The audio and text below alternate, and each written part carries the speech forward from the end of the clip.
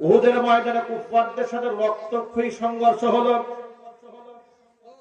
70 জন সাহাবী শাহাদাত বরণ করলেন। আল্লাহর নবী নিজেও রক্তাক্ত হলেন, আহত হলেন, দান্দার মোবারক শহীদ হয়ে গেল। শয়তান গোটা জিহাদের ময়দানে মিথ্যাবাদ ছড়িয়ে দিয়েছে। কুতিলা মুহাম্মদ, মুহাম্মদ সাল্লাল্লাহু আলাইহি সাল্লাম নিহত হয়েছেন, তাকে শেষ করে দেওয়া হয়েছে, তিনি মারা গেছেন। এই সংবাদটা সাহাবীদের কানে পৌঁছে যাওয়ার পরে সাহাবাগণ আরো দুর্বল হয়ে গিয়েছিলেন। হাতে গোনা কয়েকজন সাহাবী মনোবল শক্ত রেখে আল্লাহর নবীকে পাহারাদারি করেছেন। আহত আল্লাহর হাবিব সাল্লাল্লাহু আলাইহি সাল্লামকে সাহাবায়ে কেরাম কাঁধে ভর করে করে উহুদের ময়দানের উহুদ পাহাড়ের একটা প্রান্ত সীমানায় গিয়ে আশ্রয় দিয়েছেন। হুজুরের চোখের সামনে হযরত তালহা রাদিয়াল্লাহু তাআলা আনহু দাঁড়িয়ে গিয়েছিলেন। আল্লাহর নবী রক্তাক্ত অবস্থায় উম্মতের অবস্থা পর্যবেক্ষণ করার জন্য বারবার মাথা উঁচু করে দেখার চেষ্টা করছিলেন। তালহা রাদিয়াল্লাহু তাআলা আনহু সামনে দাঁড়িয়ে বারবার নবীজিকে বলছেন, আল্লাহর হাবিব মাথা উঁচু করবেন না, বৃষ্টির মতো তীর আসতেছে, একটা তীর যদি আপনার গায়ে লেগে যায়, আমি তালহা কিয়ামতের ময়দানে এই চেহারা নিয়ে রবের সামনে দাঁড়াতে সাহস পাবো না। নবী করিম সাল্লাল্লাহু আলাইহি সাল্লামকে সান্ত্বনা দিয়ে তালহা দাঁড়িয়ে থাকলেন। একজন মানুষের গায়ে 70টারও বেশি আঘাত লেগেছে, কিন্তু নবীজির গায়ে একটা আঘাত তিনি লাগতে দেন নাই। জোরে জোরে বলেন সুবহানাল্লাহ। মদিনাতুল মুনাওয়ারা পর্যন্ত আওয়াজ পৌঁছে গেছে, মুহাম্মদ সাল্লাল্লাহু আলাইহি সাল্লামকে হত্যা করা হয়েছে।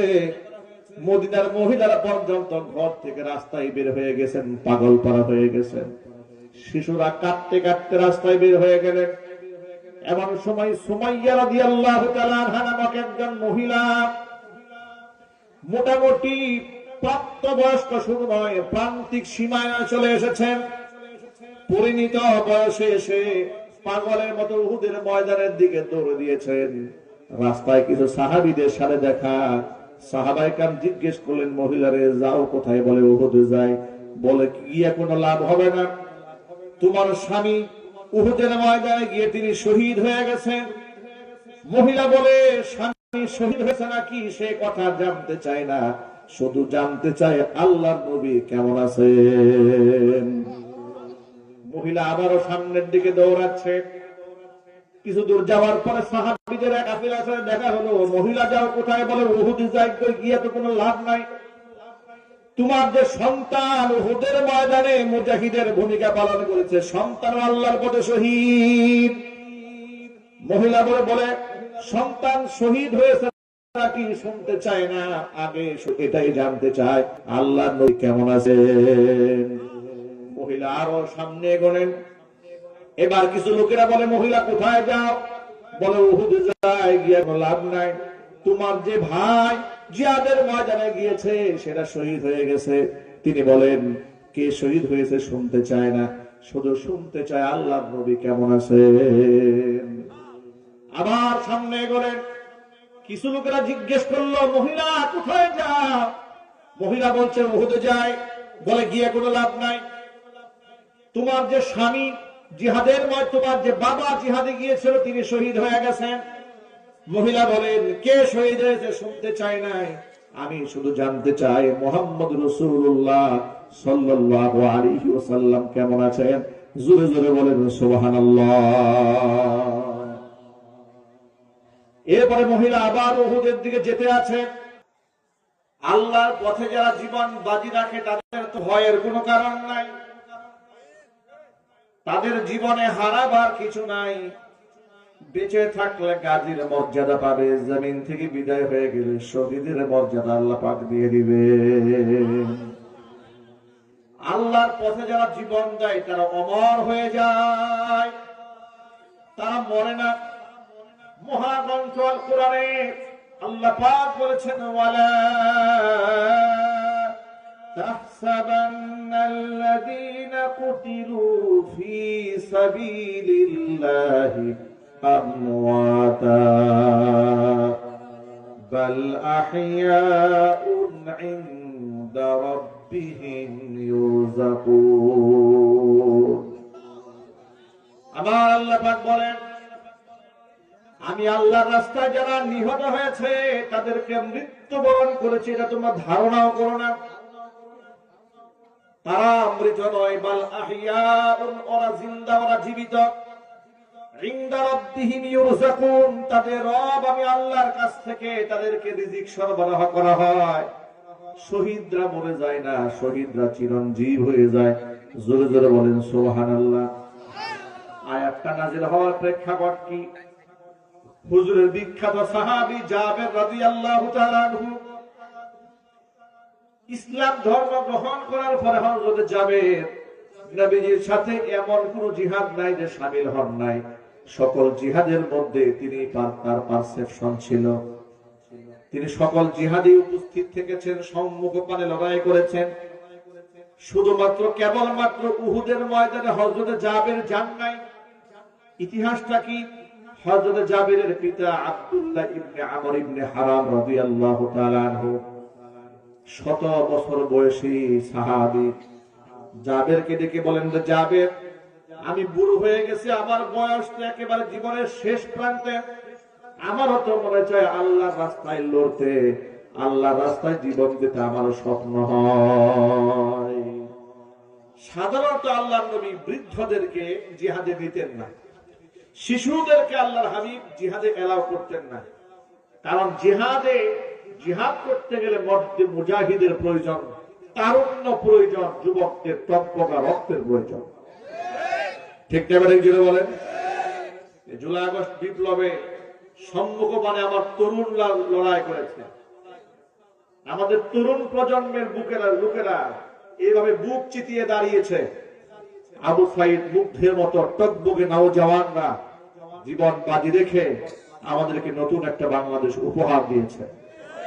কোরআনের মাহফিল থেকে তাদের জন্য দোয়া করি, মহান আল্লাহ রাব্বুল আলামিন তাদেরকে শাহাদাতের সর্বোচ্চ মর্যাদা দান করুন। জোরে বলেন আমিন।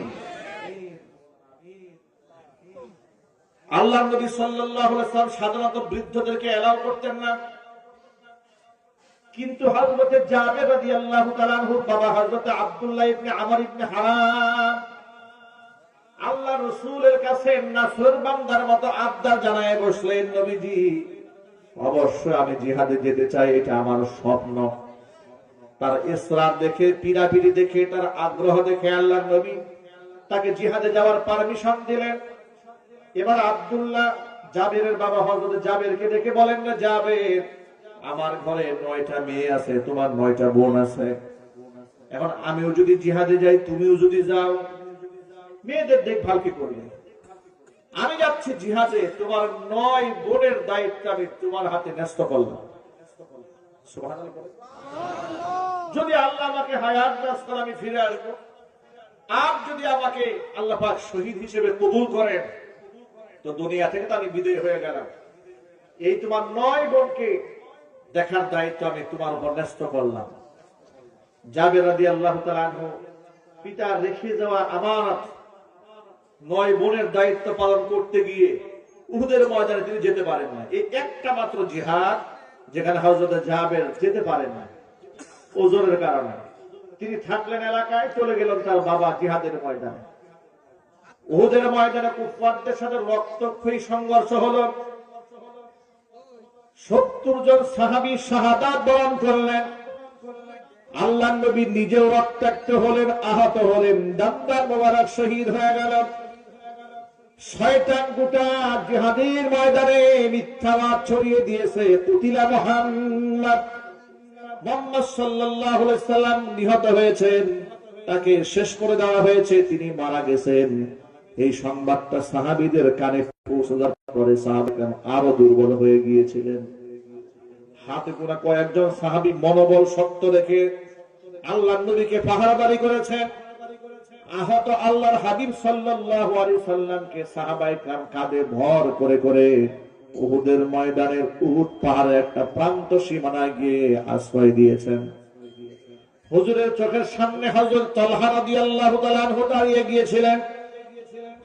আল্লাহর নবী রক্তাক্ত অবস্থায় উম্মতের অবস্থা পর্যবেক্ষণ করার জন্য বারবার মাথা উঁচু করে দেখার চেষ্টা করছিলেন। তালহা রাদিয়াল্লাহু তাআলা আনহু সামনে দাঁড়িয়ে বারবার নবীজিকে বলছেন, আল্লাহর হাবিব মাথা উঁচু করবেন না, বৃষ্টির মতো তীর আসতেছে, একটা তীর যদি আপনার গায়ে লেগে যায় আমি তালহা কিয়ামতের ময়দানে এই চেহারা নিয়ে রবের সামনে দাঁড়াতে সাহস পাবো না। নবী করিম সাল্লাল্লাহু আলাইহি সাল্লামকে সান্ত্বনা দিয়ে তালহা দাঁড়িয়ে থাকলেন। একজন মানুষের গায়ে 70টারও বেশি আঘাত লেগেছে, কিন্তু নবীজির গায়ে একটা আঘাত তিনি লাগতে দেন নাই। জোরে জোরে বলেন সুবহানাল্লাহ। মদিনাতুল মুনাওয়ারা পর্যন্ত আওয়াজ পৌঁছে গেছে, মুহাম্মদ সাল্লাল্লাহু আলাইহি সাল্লামকে হত্যা করা হয়েছে। মদিনার মহিলারা পর্যন্ত ঘর থেকে রাস্তায় বের হয়ে গেছেন, পাগল পারা হয়ে গেছেন। শিশুরা কাঁদতে কাঁদতে রাস্তায় বের হয়ে গেলেন। এমন সময় সুমাইয়া রাদিয়াল্লাহু তাআলা আনহা নামক একজন মহিলা, মোটামুটি প্রাপ্তবয়স্ক শুরু নয়, প্রান্তিক সীমায় চলে এসেছেন। পরিণত বয়সে এসে পাগলের মতো উহুদের ময়দানের দিকে দৌড়ে দিয়েছেন।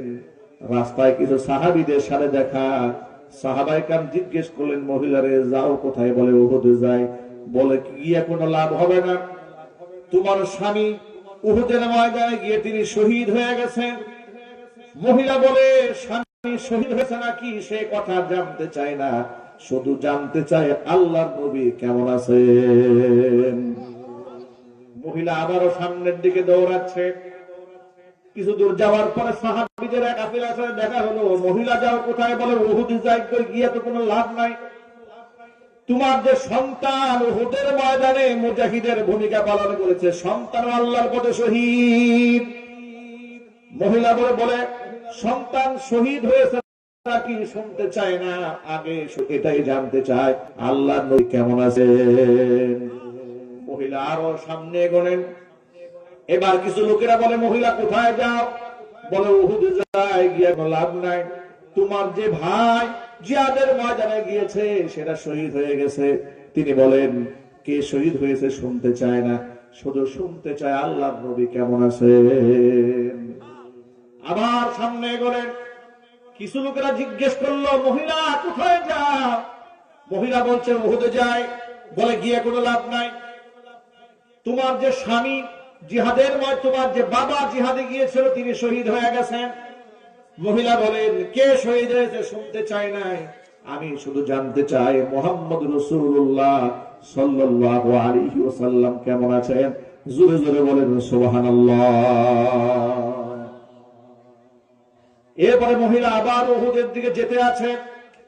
যেতে যেতে কিছু দূর যাওয়ার পরে দেখতে পেয়েছে নবী মুহাম্মদ সাল্লাল্লাহু আলাইহি সাল্লাম সাহাবায়ে কেরাম পরে বৃষ্টিত অবস্থায় সামনের দিকে এগিয়ে আসতেছেন।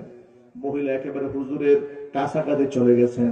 আল্লাহ নবীর চেহারার দিকে, রক্তমাখা চেহারার দিকে তাকিয়ে মহিলা বলছে, ইয়া রাসূলুল্লাহ, আমার স্বামী জিহাদে শহীদ হয়েছে, বাবা শহীদ হয়েছে, সন্তান শহীদ হয়েছে, ভাই শহীদ হয়েছে, চারটা মানুষ আমার রক্তের শহীদ হয়ে গেল, এতে আমার মনের মধ্যে কোনো ব্যথা নাই, আপনি বেঁচে আছেন এটাই আমার জিন্দেগীর সবচাইতে বড় সান্ত্বনা। আল্লাহ নবীকে সাহাবীরা কেমন ভালোবাসতেন, অকৃত্রিম ভালোবাসা দিয়েছেন। হুজুরের মহব্বতে তাদের কোনো ঘাটতি ছিল না, কোনো কৃপণতা ছিল না, লৌকিকতা ছিল না। জীবনের চেয়েও তারা আল্লাহ নবীকে ভালোবেসেছেন।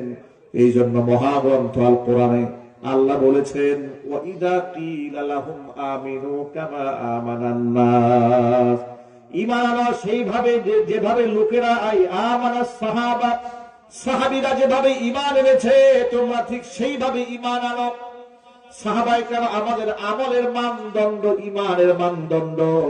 এই জন্য সাহাবায়ে কেরাম রাদিয়াল্লাহু তাআলা আনহু আজমাইনদের সমালোচনা করা জায়েজ নাই, কারণ সাহাবীদের উপরে স্বয়ং আল্লাহ পাক সন্তুষ্ট।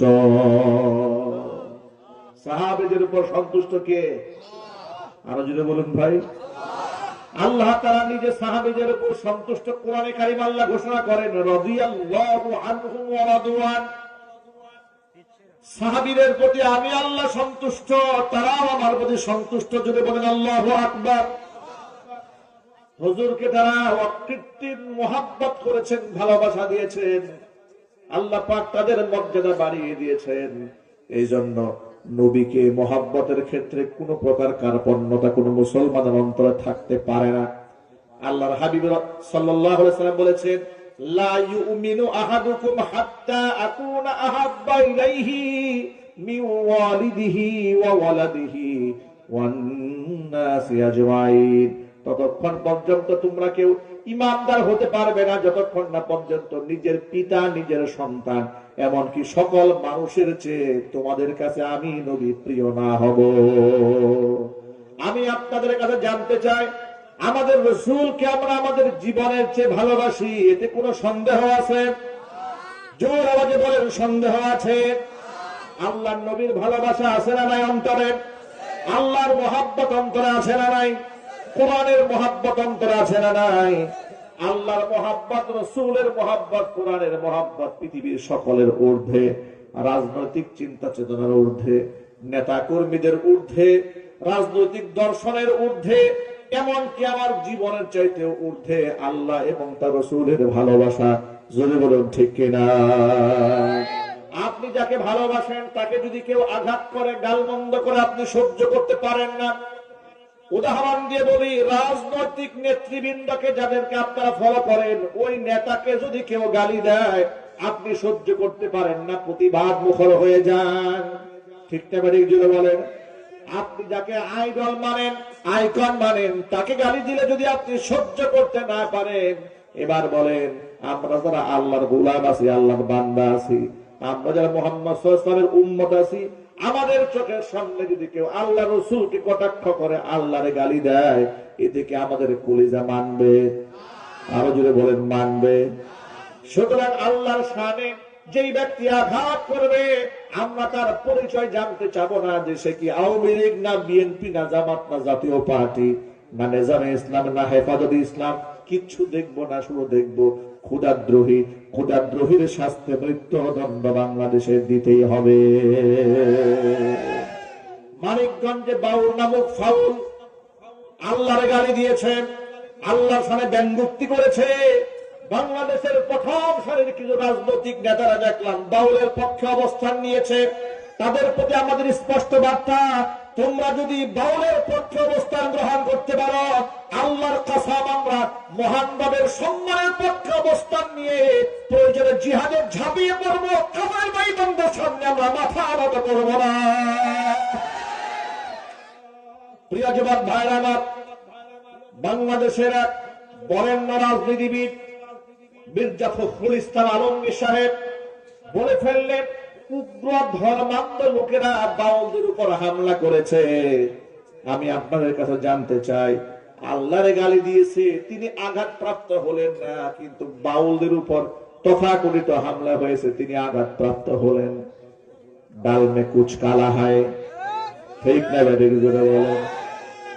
আপনাদের কাছে জানতে চাই আমি, যেই ব্যক্তি আল্লাহরে গালি দিয়েছে তার পক্ষে কোন মুসলমানের সন্তান থাকতে পারে? আরো জোরে বলেন। যদি কেউ থাকে তারে মুসলমান বলার সুযোগ আছে? এগুলা মুনাফিক। ঠিক না বেঠিক জোরে বলেন? এগুলা কি? মুনাফিক। মুনাফিকদের বাজার এই দেশে আর গরম হবে না ইনশাআল্লাহ। এই দেশে মানুষ এখন বুঝে গেছে, ভালো মন্দ শিখে গেছে, ভালো মন্দের পার্থক্য এই দেশের মুসলমানদের কাছে স্পষ্ট হয়ে গেছে। আমার প্রিয় যুবক ভাইরা, মা বোনেরা, ঐক্যবদ্ধ হয়ে যান, ভয়ের কোনো কারণ নাই। কোরআনে কারীম আমাদেরকে সান্ত্বনার বাণী শুনিয়েছেন, ওয়ালা তাহিনু ওয়ালা তাহজানু ওয়া আনতুমুল আ'লাউনা ইন কুনতুম মুমিনিন। ব্যথিত হওয়ার কোনো কারণ নাই, হীনমন্যতায় ভোগার কোনো কারণ নাই। দুর্বল হও না, হীনমন্যতায় ভোগো না, তোমরাই বিজয়ী হবে। শর্ত শুধু একটাই, ইন কুনতুম মুমিনিন, যদি তোমরা ঈমানদার হতে পারো। সুতরাং ভাইরা আমার, দুনিয়ার সকল ক্ষেত্রে কম্প্রোমাইজ করতে পারবো, ইমানি দাবির ক্ষেত্রে কম্প্রোমাইজ করা যাবে না। ইমানের উপর অবিচল থাকার দরকার আছে না নাই যদি বলেন। ইমানদার ব্যক্তির ব্যাপারে আল্লাহ পাক বলেন, ইন্নাল্লাযীনা ক্বালু রাব্বুনাল্লাহ সুম্মা ইসতাকামু তাতানাজ্জালু আলাইহিমুল মালাইকা আল্লা তাখাফু ওয়া লা তাহজানু وأبشروا بالجنة التي كنتم توعدون। নিশ্চয় যারা বলে আমাদের রব আল্লাহ, আমাদের রব কে? জোরে আওয়াজে বলেন শুধু আল্লাহ আমাদের রব, এ কথা বলেই তারা ক্ষান্ত হয় না। সুম্মাস্তাকামু, এই দাবির উপর তারা অবিচল থাকে, অটল থাকে। এই মানুষগুলো যখন দুনিয়া থেকে বিদায় হয়ে যাবে, তাতানাজ্জালু আলাইহিমুল মালাইকা, তার কাছে কাতারে কাতারে ফেরেশতা নাযিল হবে। মৃত্যুর সময় পাশে থেকে তাকে সান্ত্বনার বাণী শোনাবে, তাকে বলবে আল্লাহ তাখাফু ওয়া লা তাহজানু, তোমাদের কোনো ভয় নাই, কোনো দুঃখ নাই। ওয়া আবশিরু বিল জান্নাতিল্লাতী কুনতুম তুআদুন, এই জান্নাতের সুসংবাদ গ্রহণ করো, যে জান্নাতের ওয়াদা তোমাদের সাথে করা হয়েছে।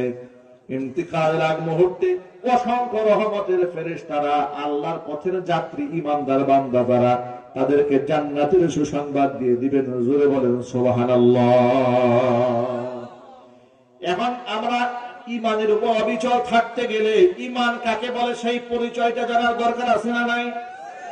সাধারণ মুসলমানরা অনেকেও বুঝে না ইমান কাকে বলে। অনেকে মনে করে সুদ খাইলেও ইমান ঠিক থাকে, ঘুষ খাইলেও ইমান ঠিক থাকে, মিথ্যা কথা বললেও ইমান ঠিক থাকে। এমনকি দুঃখজনক ভাবে আজকে আমাদের বলতে হয়, এই সমাজের মধ্যে অনেক মুসলমান আছে কুফরি করার পরেও নিজেকে ইমানদার দাবি করে। তার একটা বড় উদাহরণ হচ্ছে বেগম রুকিয়াকে নিয়ে বাংলাদেশে এক তুলকালাম কাণ্ড চলতেছে। বেগম রুকিয়া নাকি নারী জাতির অগ্রগতির দূত, জাগরণের দূত। সেই হিসেবে বেগম রুকিয়াকে আমাদের ছোট্টবেলা থেকে আমাদের বই পুস্তকে আমরা সেভাবে পড়েছি। অথচ এই বেগম রুকিয়াকে 1880 খ্রিস্টাব্দে যার জন্ম, 1932 সালে যার ইন্তেকাল, এই সময়টার মধ্যে সে বিবাহ বন্ধনে আবদ্ধ হয়েছিল ব্রিটিশ শাসনামলে। ব্রিটিশ এক সরকারি আমলা তার সাথে তার বিবাহ বন্ধনে আবদ্ধ হয়। সে নারীর অধিকার নিয়ে কাজ করেছে। তার মাথার থিমটা ছিল, তার চিন্তা চেতনা ছিল যে পুরুষতান্ত্রিক সমাজে পুরুষদের অধীনে নারীরা থাকবে, তা হবে না। বরং নারীরা আলাদা এক জগৎ নিয়ে নিজস্ব অধিকার নিয়ে লড়াই করবে, তারা কারো কোনো পুরুষের অধীনে থাকবে না। আমি আপনাদেরকে জিজ্ঞেস করতে চাই, আমার মা বোনেরা স্বামীর অধীনে থাকবে, ভাইয়ের অধীনে থাকবে, বাবার অধীনে থাকবে, এর মধ্যে সম্মান আছে না নাই? বিবাহের আগ পর্যন্ত থাকবে বাবার অধীনে, বিবাহের পরে থাকবে স্বামীর অধীনে, স্বামী মারা গেলে থাকবে সন্তানের অধীনে, সন্তান না থাকলে ভাইদের অধীনে। কথা বলতে হবে, ঠিক না? ঠিক। এক কথায় পুরুষ গার্জিয়ানের তত্ত্বাবধান ছাড়া পৃথিবীতে নারীর কোন নিরাপত্তা আছে? একটু চিৎকার দিয়ে বলে। এখন এই বেগম রুকিয়ার যে কথাটা, এই বক্তব্য যে কোরআন বিরোধী একটা আয়াত শোনায়। আল্লাহ তাআলা মহাগ্রন্থ কোরআনে বলেছেন, আর রিজালু কাওয়ামুনা আলান নিসা, পুরুষরা নারীদের উপর কর্তৃত্বশীল, মানে দায়িত্বশীল। নারী আর পুরুষের দায়িত্বের ব্যাপারটা আমি একটা এক্সাম্পল দিলে খুব সহজে বুঝতে পারবেন। ভাইরা, আপনাদের এলাকায় সাইকেল আছে? আছে না ভাই? সাইকেলের মধ্যে দুইটা পার্ট থাকে চাকার ভেতরে, একটা হচ্ছে টায়ার আর একটা হচ্ছে টিউব, ঠিক না? ঠিক। টিউব থাকে ভেতরে, টায়ার থাকে বাহিরে। টায়ারটা থাকে শক্ত, টিউবটা সফট। সফট হলেও ভেতরকার শক্তি দিয়া যদি শক্তিশালী টায়ারটাকে সাপোর্ট না দেয়, তাহলে এই টায়ার আর চলবে না। আবার টায়ার যে দায়িত্বটা পালন করে ভিতরকার সেই কোমলমতি টিউবটাকে শত কাটার আঘাত থেকে, তার কাটার খুঁচা থেকে, ঈদ করার আঘাত থেকে, সমস্ত আঘাত থেকে সেই টিউবটাকে রক্ষা করে। ঠিক না ঠিক? একজনকার ভিতরকার প্রাঞ্জল শক্তি, আরেকজনের বাহিরে শক্তিশালী সাপোর্ট, উভয়ের সমন্বয়ে রিংটাকে অক্ষত রেখে চাকাটা সামনের দিকে চলে।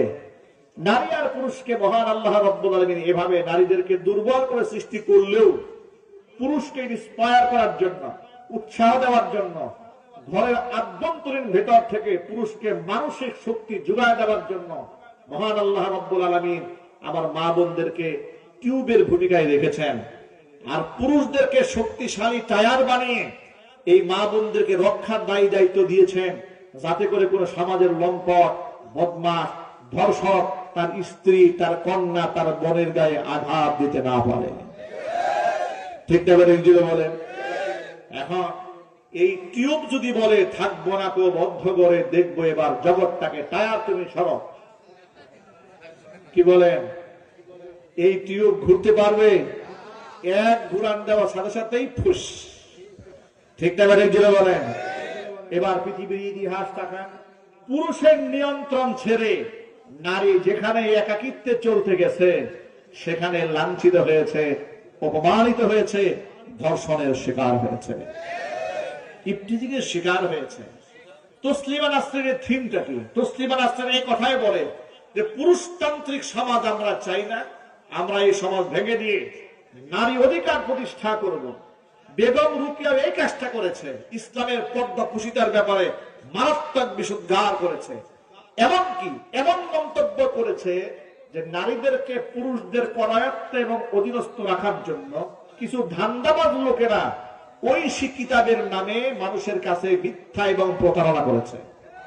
নাউজুবিল্লাহ পড়েন, একটু বোঝার চেষ্টা করেন। এই কথাটা বলেছেন নবীদের শানে বিয়াদবি করেছেন। নবীরা কি ধান্দাবাজি করেছেন? এটা জোরে বলেন। এই যে কিতাব, এটা কার বাণী? আরো জোরে বলেন। এটা নাকি ঐশী বাণীর নামে নবীরা নাকি ধান্দাবাজি করেছে পুরুষদের করায়ত্ত করে নারীদেরকে রাখার জন্য। এই কথা যদি কোন মহিলা বলে তার ঈমান থাকে, তাহলে বেগম রুকিয়ারে মুসলমান বলা যায়? যে মহিলাকে মুসলমানই বলা যায় না, সেই মহিলাকে আমাদের নারী জাতির জন্য আইকন, আইডল বলে প্রমাণ করার যে নিকৃষ্ট প্রচেষ্টা বাংলাদেশে চলছে, আমরা তার তীব্র নিন্দা জানাই। আমরা বলি বেগম রুকিয়া আমাদের মা বোনদের আইকন নয়, আইডল নয়। আমার মা বোনদের আইডল হচ্ছে মা খাদিজাতুল কুবরা রাদিয়াল্লাহু তাআলা।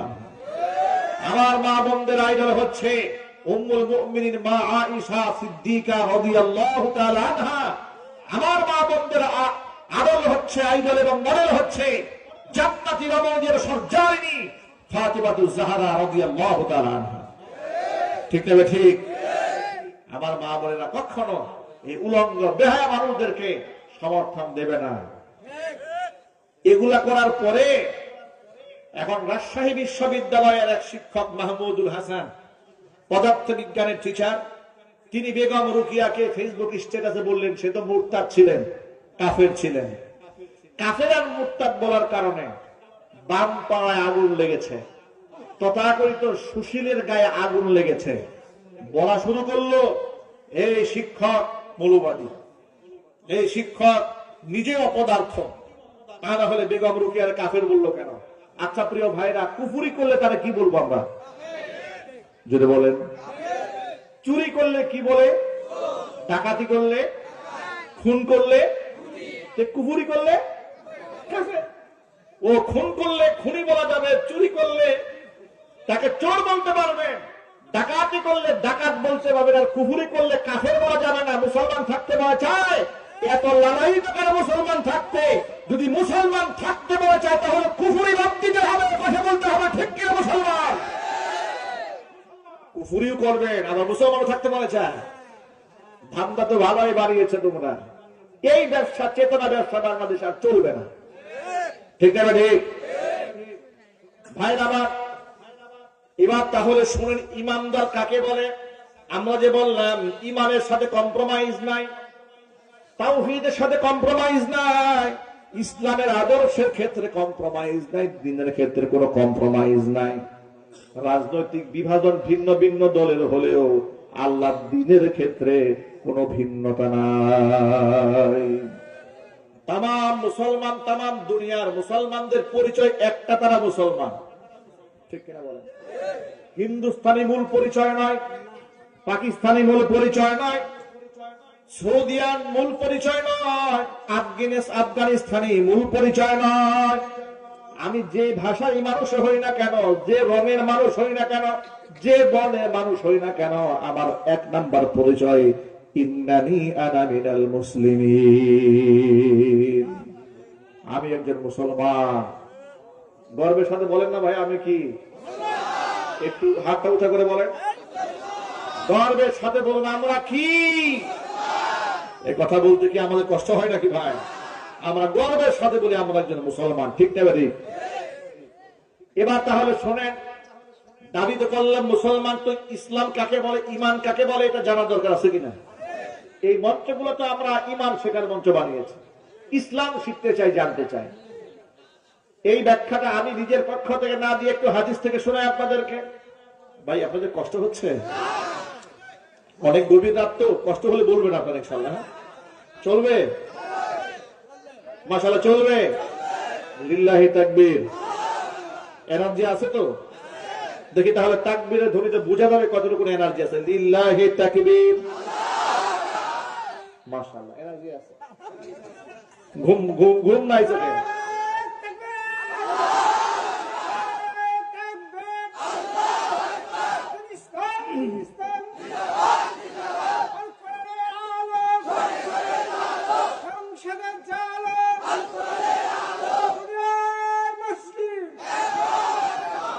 মাশাআল্লাহ, তো বৃদ্ধ সিংহ জাগ্রত হয়েছে। কি বলেন যুবকেরা? বৃদ্ধ সিংহের গর্জনে তো পুরো এলাকা কাঁপতেছে। আর জওয়ানরা যদি গর্জন দেয় তাহলে তো আর দেশে নাস্তিক একটা থাকতে পারবে না। ঠিক না? ঠিক। তাহলে এখন আমরা হাদিস থেকে ইমানটা একটু শিখে নেই। عن عمر بن الخطاب رضي الله تعالى عنه أنه قال بينما نحن جلوس عند رسول الله صلى الله عليه وسلم, ওমর ইবনুল খাত্তাব রাদিয়াল্লাহু তাআলা আনহু বলেছেন, কোন একদিন আমরা নবী সাল্লাল্লাহু আলাইহি ওয়াসাল্লামের পাশে বসা ছিলাম। ইদ তালা আলাইনা রাজুলুন শাদীদু বায়াদিস সিয়াব, এমন সময় জনৈক ব্যক্তি এলো আমাদের মাঝে, ধবধবে সাদা পোশাক পরিহিত অবস্থায় এসেছে। শাদীদু বায়াদিস সিয়াবি শাদীদু সাওয়াদিস শারি, কুচকুচে কালো চুল বিশিষ্ট। ফাজালাসা ফাআসনাদা রুকবাতাইহি ইলা রুকবাতাইহি ওয়া ওয়াদা কাফাইহি আলা ফাখিজাইহি। হুজুর পাক সাল্লাল্লাহু আলাইহি ওয়াসাল্লামের পাশে বসে হুজুরের উরুর সাথে উরু এরকম লাগিয়ে বসেছেন। কথা বুঝতে পারতেছেন তো? আবার বলি, উমর বলেন আমরা রাসূলের পাশে বসে আছি, হঠাৎ করে এক ব্যক্তি এলো, এসে রাসূলের পাশে বসেছে, হুজুরের হাঁটুর সাথে হাঁটু মিলিয়ে বসেছে, নিজের দুই হাতের তালু উরুর উপর রেখেছে, আর জামাটা গায়ে একদম ধবধবে সাদা, মাথার চুলগুলো কুচকুচে কালো। কিন্তু অবাক করা বিষয় হচ্ছে লা ইয়ারিফুহু আহাদুম মিন্না, আমরা কেউ তাকে চিনি না। কাছের মানুষ হলে তো চিনতে পারতাম, আবার যে বলবো তিনি অনেক দূর থেকে এসেছেন, অপরিচিত কেউ, তারও কোনো আলামত নাই। লা ইউরা আলাইহি আসারু সাফার, তার উপরে সফরের কোনো চিহ্নই নাই, কোনো আলামত নাই। অবাক হয়ে গেলাম, রাসূলের মুখোমুখি বসেছে, হাঁটুর সাথে হাঁটু লাগায় বসেছেন। এবার হুজুরকে প্রশ্ন করে বলতেছেন, ইয়া মুহাম্মদ, হে মুহাম্মদ, কুল, হে মুহাম্মদ, আখবিরনি আনিল ইসলাম। ও মুহাম্মদ সাল্লাল্লাহু আলাইহি সাল্লাম, আপনি আমাকে ইসলামের ব্যাখ্যা শোনান, ইসলাম কি জিনিস? নবীজি সাল্লাল্লাহু আলাইহি সাল্লাম উত্তর দিচ্ছেন, ইসলাম হচ্ছে আন তাশহাদা আল্লা ইলাহা ইল্লাল্লাহ ওয়া আন্না মুহাম্মাদার রাসূলুল্লাহ ওয়া তুকিমাস সালাত ওয়া তুতিয়াজ যাকাত ওয়া তাসুমা রমাদান ওয়া তাহুজ্জাল বাইতা ইন ইসতাতা'তা ইলাইহি সাবিলা। ইসলামের ব্যাখ্যা জানতে চাও তাহলে শোনো। ইসলামের ব্যাখ্যা হচ্ছে এ কথার সাক্ষ্য দেওয়া আল্লাহ ছাড়া কোনো মাবুদ নাই, মুহাম্মদ সাল্লাল্লাহু আলাইহি সাল্লাম আল্লাহ পাকের রাসূল। এরপরে তুমি নামাজ কায়েম করবে, এরপরে তুমি যাকাত দেবে, রমজান মাসে রোজা রাখবে, সামর্থ্য যদি থাকে তাহলে তুমি বাইতুল্লাহ হজ করতে যাবে। এটার নাম হলো ইসলাম। প্রশ্নের জবাব শোনার পরে প্রশ্নকারী বললেন, সদাক্তা, আপনি সঠিক উত্তর দিয়েছেন। হযরত ওমর বলেন, ফাআজিবনা লা, আমরা অবাক হয়ে গেলাম। ইয়াসআলুহু ওয়া ইউসাদ্দিকুহু, নিজে প্রশ্ন করছে আবার সত্যায়ন করছে। এবার আবার প্রশ্ন করলেন, তাহলে এবার বলেন তো, ফাআখবিরনি আনিল ঈমান, ইসলামের ব্যাখ্যা তো পেলাম, এবার আপনি ঈমানের ব্যাখ্যা বলেন, ঈমান কি জিনিস? নবী করিম সাল্লাল্লাহু আলাইহি সাল্লাম বললেন, ঈমান হচ্ছে আন তুমিনা বিল্লাহি ওয়া মালাইকাতিহি ওয়া কুতুবিহি ওয়া রুসুলিহি ওয়াল ইয়াউমিল আখিরি ওয়াল কদরি খাইরিহি ওয়া শাররিহি মিনাল্লাহি তাআলা। আল্লাহর নবী বলেন, ঈমানের ব্যাখ্যা শোনো। ঈমান হলো আল্লাহর উপর তুমি বিশ্বাস স্থাপন করবে, বিশ্বাস স্থাপন করবে আল্লাহর নাযিলকৃত কিতাব সমূহের উপরে, প্রেরিত রাসূলগণের উপর ঈমান আনবে, ফেরেশতাদের উপর ঈমান আনবে, পরকালের উপর ঈমান আনবে, এবং এই কথার উপর ঈমান আনবে ভালো মন্দের ফয়সালা একমাত্র আল্লাহর পক্ষ থেকেই হয়। আপনারা বলেন তো ভাই, ভালো মন্দের ফয়সালা কার পক্ষ থেকে হয়? এই উত্তর শোনার পরে তিনি বললেন, সদাক্তা, সঠিক উত্তর দিয়েছেন। হযরত ওমর বলেন, কি আশ্চর্য কথা, তিনি নিজে প্রশ্ন করেন, আবার উত্তর দেওয়ার পরে আবার সত্যায়ন করে বলেন, আপনি সঠিক বলছেন। দুইটা প্রশ্ন শেষ হলো। এবার বলছেন, তাহলে এবার তৃতীয় নম্বর প্রশ্নের জবাব দেন। তৃতীয় নম্বর প্রশ্নটা কি? ফাআখবিরনি আনিল ইহসান, ইহসান সম্পর্কে বলেন তো, ইহসান কাকে বলে? হুজুর বলেন, আন তা'বুদাল্লাহা কাআন্নাকা তারাহু ফাইন লাম তাকুন তারাহু ফাইন্নাহু ইয়ারাক। তুমি এমন ভাবে আল্লাহর ইবাদত করবে, এমন ভাবে আল্লাহর দাসত্ব করবে যেমন তুমি আল্লাহ পাককে দেখতে পাচ্ছ।